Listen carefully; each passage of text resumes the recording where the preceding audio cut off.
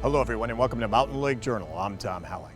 This week, towns, villages, and cities across New York are being told by Governor Andrew Cuomo to reinvent and modernize their police departments after weeks of protests nationwide over police brutality.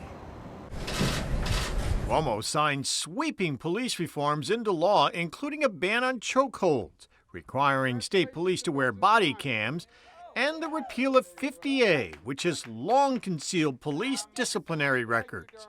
The reforms were passed by the legislature over the past 2 weeks, following mass demonstrations across the nation over the killing of George Floyd by police in Minneapolis.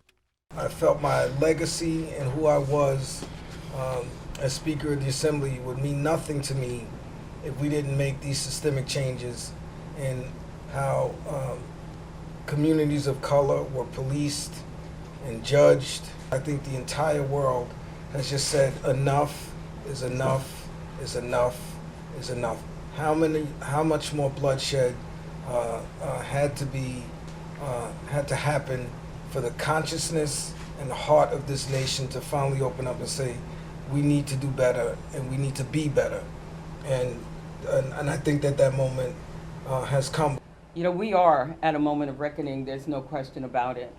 And I am just so thankful that I have a historic role at this moment. I have an opportunity of leading 40 Senate Democrats who unanimously decided this was the time. Here we are, after the horrific murder of George Floyd, we finally got it. We know this isn't a cure, as the governor said.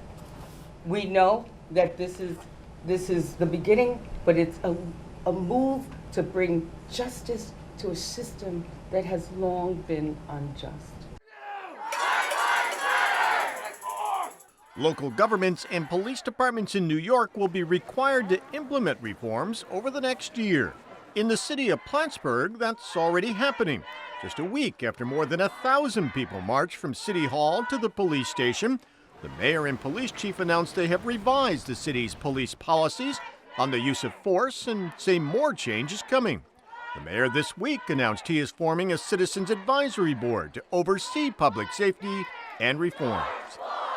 I announced that I'll be putting together a committee or a task force to oversee the police and all our public safety actually, and to put together the reforms that the public demands and the governor is now mandating, although we plan to do this before the end of the year, not sometime next year as the rest of the state will be doing it.